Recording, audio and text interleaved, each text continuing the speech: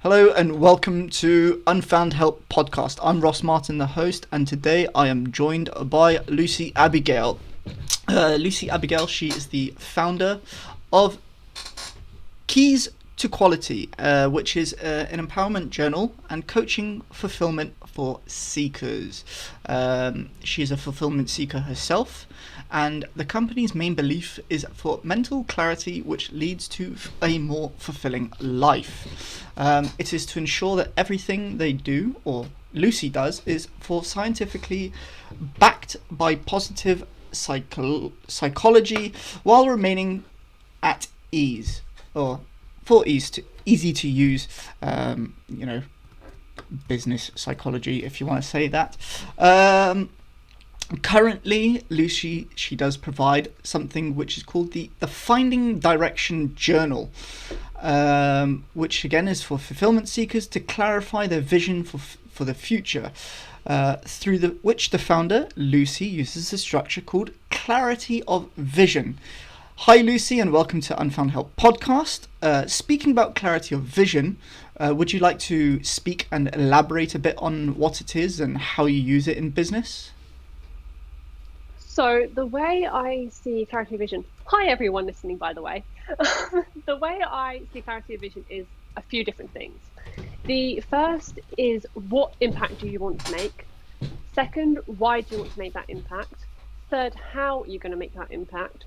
Four, who is that impact going to benefit? So who are the people you want to help? And five, do you have the confidence and the belief to actually action all of that plan and achieve what you want to achieve and make the impact that you want to make? The reason why you have to know all of those things is, one, because it gives you a target to aim for. It gives you the inspiration to keep on going and the reasons to keep recommitting when things get tough, which happens no matter which path you're walking down. And it's also very motivating, and you also got the confidence in that as well. When it comes to business, as you said, for me, my business is to helping people live a more fulfilling life. So I know what the impact I want to make because I want to help people live a more fulfilling life. Why do I want to make it? Now, this is because for me, I struggled to know what a fulfilling life is. And it was really important for me to realize what a fulfilling life is and how to do that. And because I knew how hard it was for me, I know how hard it is for other people. And so I want to help them. And my why is the enjoyment and the pleasure I get from realizing that I've helped people overcome the same problems that I had. The how is my business. So my passion is my business, and generally speaking, your how will also be your passion.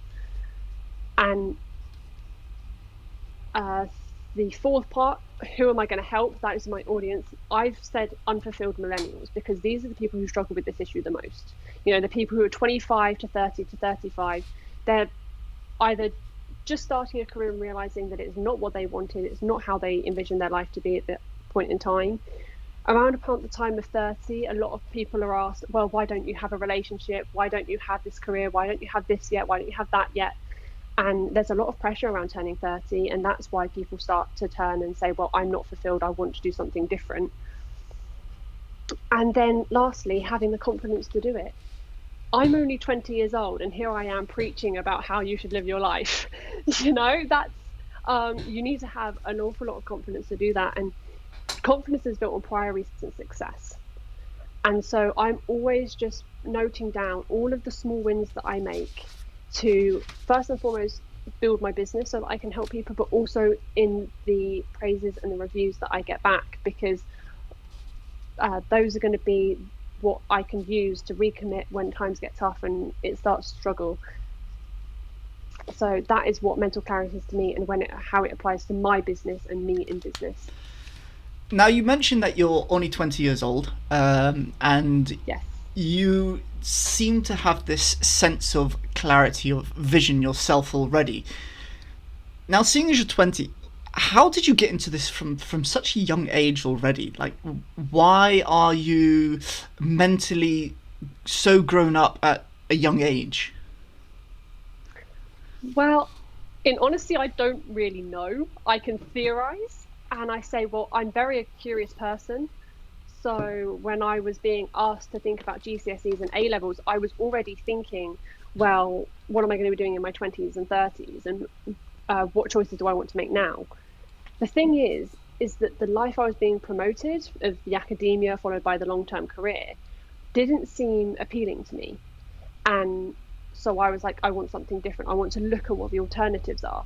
But because your teachers aren't told to promote anything other than that to you, I had to go and do that discovery myself.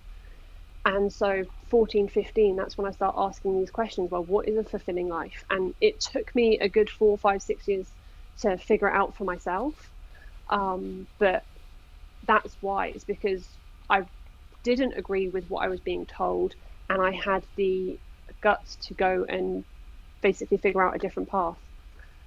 So when you talk about a fulfilling life for, you were saying millennial age of anyone between the age of sort of 20 to 35, are you talking about people specifically in business, or are you sort of talking about people who are trying to find their way into what they want to do for work, careers and business?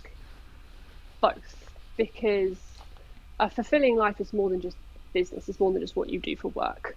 It's all encompassing. And the way I define fulfillment is tenaciously working towards a meaningful goal. So if your business and your job is making you work towards a meaningful goal, you've got a meaningful job. However, life is more than just work. And I hope people realize life is more than just work. So what are you doing outside of your paid job, which is a meaningful goal that you're working towards, you know? Yeah, it's hard sometimes because many people believe that you go from school, you go to college, or you go to university, you go straight to work, and that's it. You just keep working, working, working, working. But you're discussing, or you're saying that there's more to it. It's not just you go from academic years straight to work, and that's the rest of your life. You're saying there are more fulfilling ways in life to try and overcome situations, and that's how you can fulfill the rest of your life. Yes, absolutely. And what I found is that actually you don't want to be committing to one subject or one career. Generally speaking, people have on average 4 careers in their lifetime now, so don't expect to have one career. Instead, especially if you're in those late teens, early 20s, but whenever in your lifetime, make sure you are exploring multiple interests on a regular basis. Because interests, when you practice them, become passions. But you can't expect to just find a passion and it to be an epiphany moment. Oh my God, I found my passion, because that's not how it works. You need to say, I'm interested in this. I think of it like a date. You meet someone you're interested in and you go on a date with them. It goes out well, you go on a date with them again. That goes well, you go on a date with them again. Then through those dates, through those times of practice, that skill, that interest, that then becomes a deeper connection, that then becomes a passion of yours, a love of yours. So think of it like that. And uh, then, like what I've done, my passion is business. I love business. That's just the way my brain works. I've now used it and applied it to my passion. Applied it to my purpose, of helping others live more fulfilling lives. So I'm literally getting paid to do my passions now. So you're saying there's the progressional stages you have to go to, regardless if there's those downs. You have to get through them to understand that where you want to be might not be where you are now. You have to go through your changes. And when you were saying, experiment in different industries. Maybe right now you're working, I don't know, in the health sector. Maybe it's not for you. Maybe you want to go work in the retail sector now. Or maybe afterwards you want to go work in something else. Find where you're most comfortable and you enjoy it. Once you enjoy that one industry, or as you said, career, then you'll start finding passion in it. And that's when you start actually enjoying the different, say, departments within that industry itself, and you take it for an actual career. Absolutely. And The reason why people don't do this naturally is because we are saying choose a career at a very young age. We're saying narrow your focus, narrow what you're looking at. And also, it's in a way discouraged for people to jump around in their young ages. They're saying, right, no, you want to commit there for 3 years, you want to commit there for 3 years, especially when you think about the majority of job applications ask for 5 years experience now. You know, we're just saying to people, commit to something before even really knowing what it's about and whether or not you're going to enjoy it, but commit to it for the long term, and you'll find happiness later on down the line. You may, but if you haven't given yourself the opportunity to see, you don't know. It's why when I finished my A levels, it was recommended to me, why don't you go an apprenticeship? When I realised I didn't want to do a degree, I said, look, I don't want to do a degree because it's 3 years of commitment. I don't want to do an apprenticeship, which is 7 years of commitment. You know, it's because that's what most apprenticeships are now, because they've got the degree plus all of the work on the side as well. Okay, it's a 50-50. Yeah, I wasn't aware of apprenticeships being for such a long period of time. I didn't know about that. I was considering law, so. Oh, okay, so that's law understandable in such a sense, yes. Yeah. So, when you were, again, you're saying that you're 20, so you've sort of just come out of A levels or college or anything, somewhat just 2 and a bit years ago. Yeah, just in somewhat in the most recent years. Did you have an idea of what you wanted to do, in a sense of any career-wise, or did you know that you were going to go into what you're doing now? When I was 18, I knew I wanted to go into business, but I didn't have the idea of what business I wanted to go into. And so I did spend a little bit of time, actually just before the pandemic, experiencing a good few different industries. I was in the rental industry, I was in the gin distillery industry, I was in the wedding and events industry. I was also in the property construction business as well. So as I say, exploring different interests, seeing what I liked, seeing what I didn't. And then sadly COVID did hit, so I was doing most of that from home, but I still got a good grasp on what sort of business I wanted. And that I was also researching. I was talking to other business people saying, well, what's your business like? And from there I could gain a picture. And then when I realized that, hang on a second, this problem that I've solved for myself, other people are struggling with, I can help them. It seemed so right for me. And I just went into it head first. Like I mentioned when I sort of introduced you into this podcast, I was talking about something which you described as the Finding Direction Journal. What is it that you provide within that journal? So, what I always say to people is your brain is a processing unit, and if you ask it questions, it will give you answers. But if you don't ask the right questions, you don't get the right answers. And a lot of people never even ask the right questions to get the answers of what's going to give them a clear direction, is going to give them a fulfilling life, because the questions which are being asked by the people around them and the way we're being taught to think by the people around us isn't conducive of the right thinking to live a fulfilling life naturally, without any sort of conscious thought. So what this Finding Direction journal does is it brings together positive psychology backed, and also backed from my own personal experience, journal prompts, which if you answer and follow through, you will start to gain a picture of what a fulfilling life is to you, and you'll build a really clear picture towards it so that you can create this tenaciously working towards a meaningful goal sort of lifestyle. Just to kind of break down what's in the journal a little bit, the first section is about discovery. That's about your interests, and try to rediscover interests which you had, which you pushed aside when you were narrowing your mindset into a single career. Second is your dreams. What are the pipe dreams which you've always wanted but have never really thought were achievable or realistic? Third is purpose, and this is about how you're going to give to people. We are relational beings. If we want to have a meaningful life, we need it to be impacting the people around us. It can't just be all self-interested. It's about making an impact. How are we going to change the world around us? Third is about motivations. These are your reasons why. These are how are you going to keep committing, because even if you do decide on a direction that you want, there are so many people trying to push and pull you away from that route because they don't think it's the right thing to do, or they know of something better, or maybe there's an easier goal which you want to go to, which is more tempting, and that will pull you away. So having your reasons why you've chosen this path is really, really important to keep recommitting to it. And then roadmap. This is about placing each dream in kind of a chronological order. And the reason why I say this to people is because many of us have more than one dream, but we never know when we're going to get round to them because we're going in so many directions at once. So for me right now, I'm focusing on my dream of becoming a business person and building my business.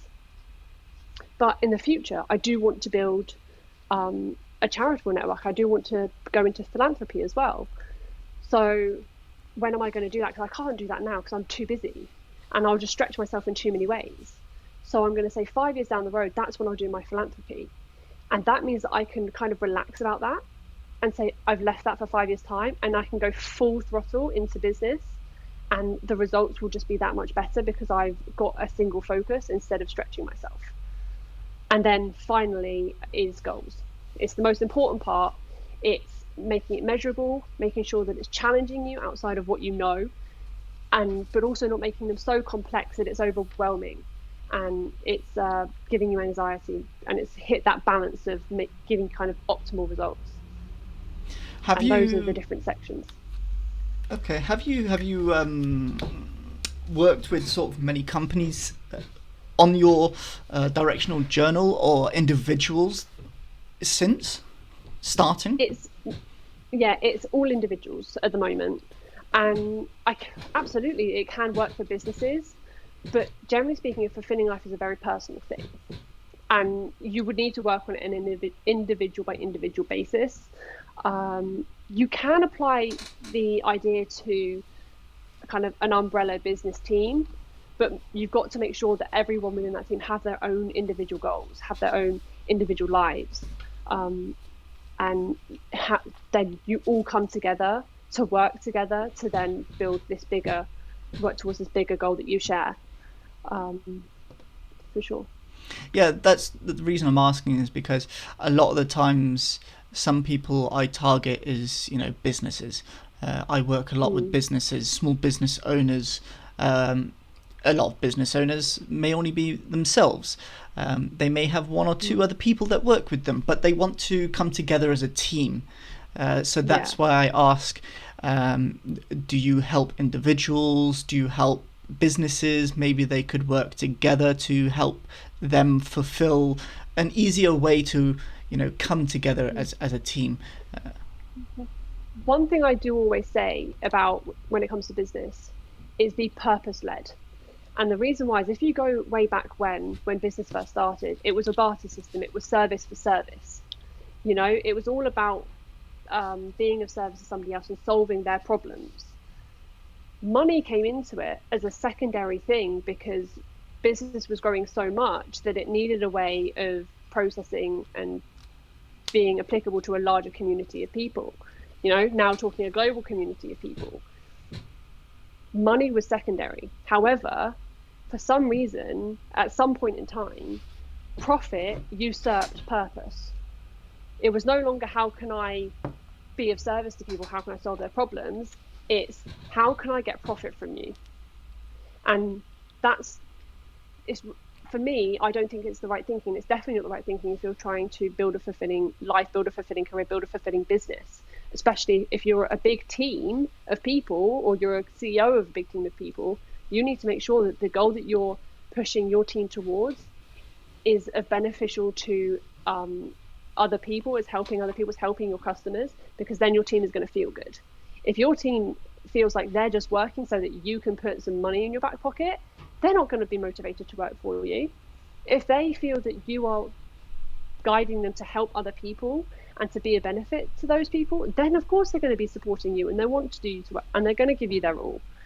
So definitely be purpose-led is my message to CEOs for sure. Yeah, CEOs, managers, general managers, higher management, and even lower management, any sort of management. Something to always look at is motivation and morale.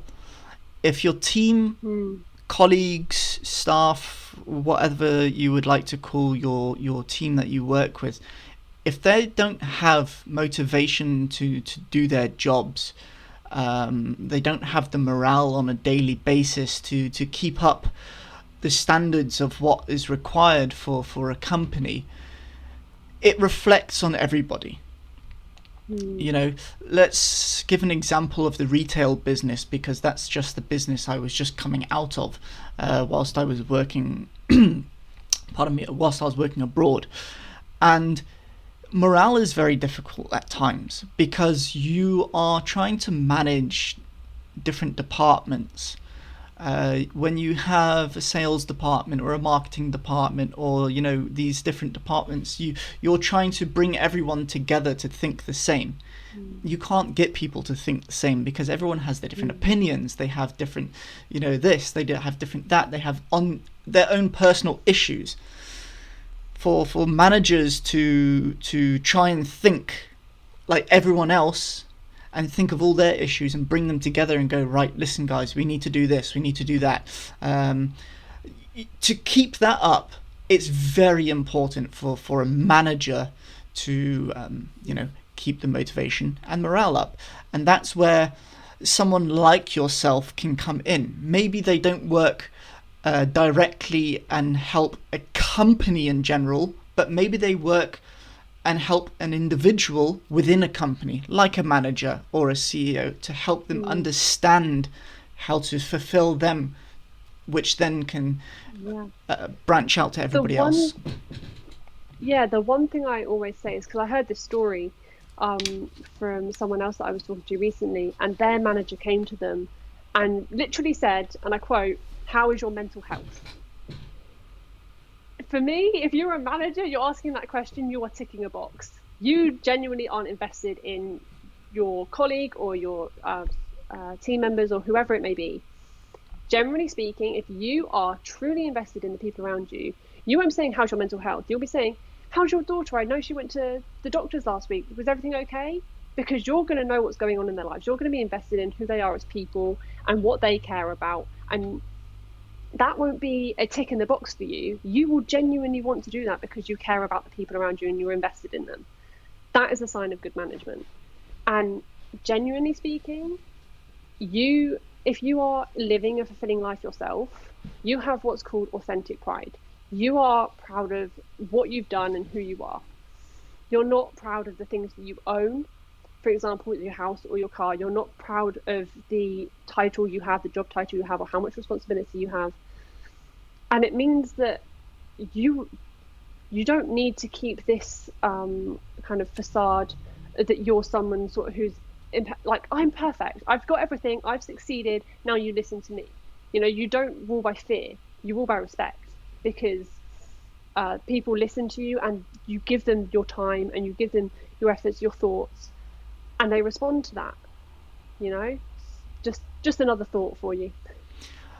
No, it's interesting how you just literally explained that, because it's something that we used to talk about previously. Again, in my previous company, we used to talk about a very similar topic, actually.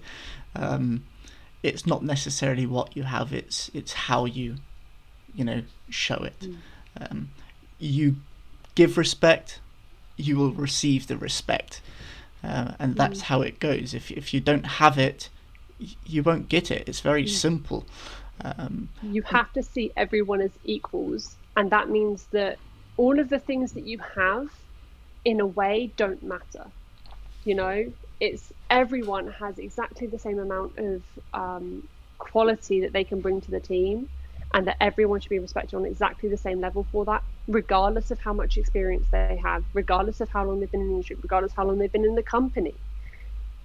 Everyone's come into that room on exactly the same level playing field. And I find that the conversations that happen that way are so much more constructive because no one is strategically ignoring someone else because they don't see what they have to say as being as valuable as what someone else has to say, if that makes sense. And you don't miss out on opportunities that way. Yeah, it is. It is difficult at times. You know, because it's difficult because when you say everyone's on a level playing field, yes, you would like everyone to be on a level playing field. It would be the ultimate, what you has the key word today is fulfilment. It will be the ultimate fulfilment to be everyone on a level playing field. Unfortunately, in the business world, wherever you are, no matter what company you're in, you'll never have a level playing field. It just will never happen. However, it will never happen if you think it will never happen. You have to be optimistic and hope that it could happen for it to even stand a chance. No, this is true, but the point to what I'm making is there needs to be times where you have to have, I've tried it at times, to have open talks.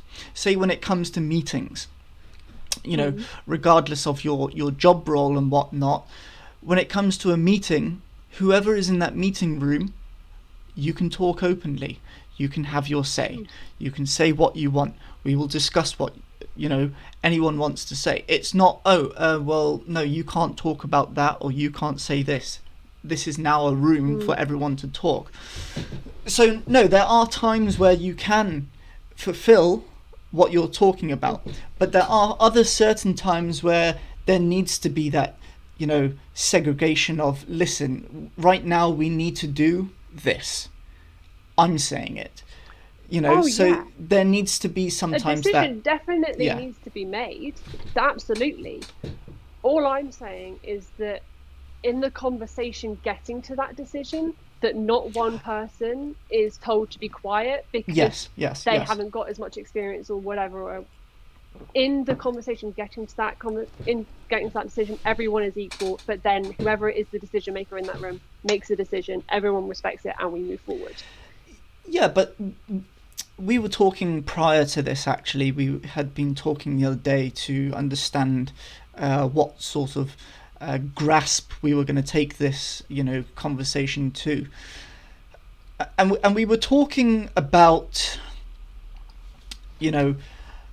traditional aspects of business or traditional ways people think, and it's still, that's how it is.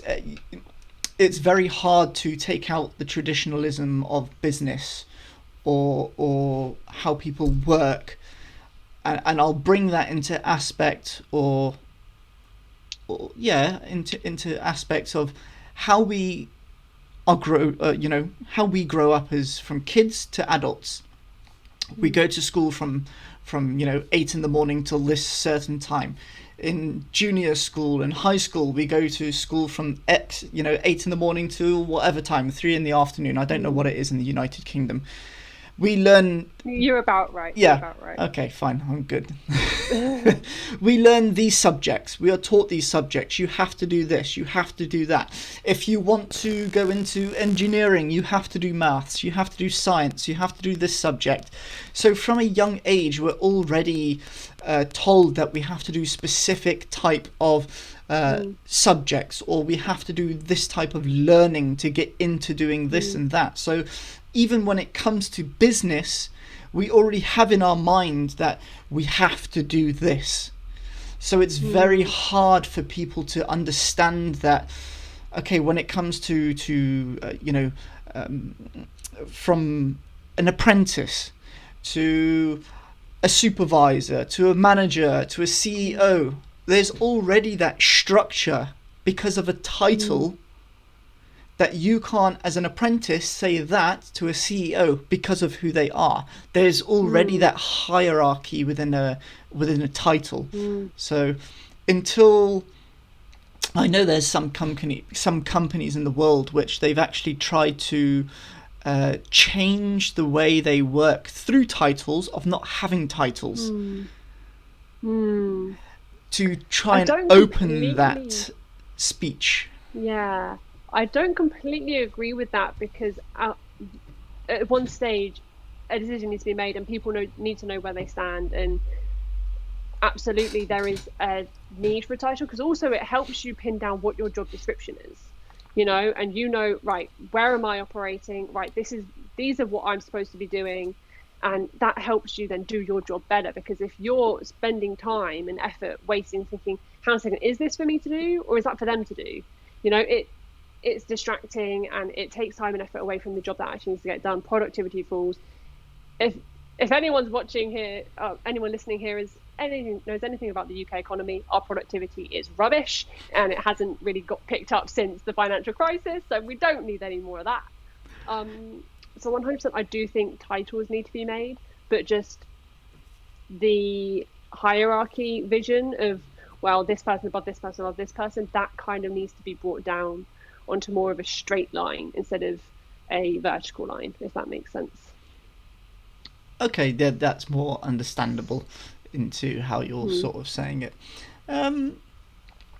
In terms of what you do then, how would you work with an individual? Say I was, if I came to you and I said, Lucy, I would like to, work with you. What are the steps you would take, and what is the time process you would work with someone? Well, it completely depends on where you are and what you want to do and where you want to go. If we're looking just in the confines of your work, it could be anywhere from a few months to the best part of a year, all depending on also the adaptability of your workplace. Because again, we are relational people, and we can't just, even if we want to do something independently of ourselves, it requires our environment to change with us at least. And it's the idea of bringing people along with you. And if your environment isn't very adaptable, that process is going to take longer. If it is more on an individual basis and kind of working outside of your work, you'll start seeing results kind of pretty much from day dot once you've got that vision. Because once you've got that clear-cut goal, you can work on that every single day outside of work. And that means that you're going to be living a fulfilling life, because fulfillment isn't a destination. It is the journey, as that cliche goes. And once you have that meaningful goal that you're working towards tenaciously every single day, you're already winning. Every single day you're winning. Yeah. And the one thing I would just like to say is, generally speaking, people who come to me and say, I haven't got a fulfilling life, because work is such a big part of that. Work is more often than not part of the problem. And either you can work the job that you have now to help you live a more fulfilling life, as in it gives you more autonomy, it gives you a chance to master more skills. So say the Google rule that the rule that Google has, 20% of all of their employees' time is based on skill development, and then relatedness and building the relationships between team members. But that's a very hard thing to do. Sometimes it is easier to go out and find another job which will give you greater fulfillment, or it's going out on your own. Now, absolutely, I don't push anyone down any road. I let them picture it for themselves and do their own thing. But it's just about helping people paint that picture and giving them support to walk down their own road, because I think that is the major thing that people struggle with. Even if they have the vision of the road they want to take, everything and everyone is saying, don't go down that road, or go down this road instead. And it's really hard to kind of keep you planted in that one road you're carving out, especially because it does take effort and it does take time. And generally speaking, people who have walked so far down an unfulfilling road have to start all the way at day dot again, day one, to build a fulfilling life, and it's that transition and making that transition as smooth as possible. Sometimes personal growth, you need to work on it. You have to work on personal development before you can actually understand really what you want to do and how you want to do it. I described in the start of this that your company is called Keys to Clarity. Yeah. Your website is keystoclarity.co.uk, Hmm. correct? Yes. Yeah. So on there, people can find out about your book, or your Yeah. journal, The shall I journal, say? absolutely. Can they find out about your services, what you offer? Can they contact you to see what other ways you can work with them? Yeah, absolutely. So there is an about me page on there, and that's about me personally. And that's got my email on it. You can always send me a DM on socials as well. I'm always in there, it seems, at the moment. Um, yeah, at the moment, coaching I am open to doing, absolutely, but it's not something I am promoting on the website just because the journal is what I'm focusing on at the moment.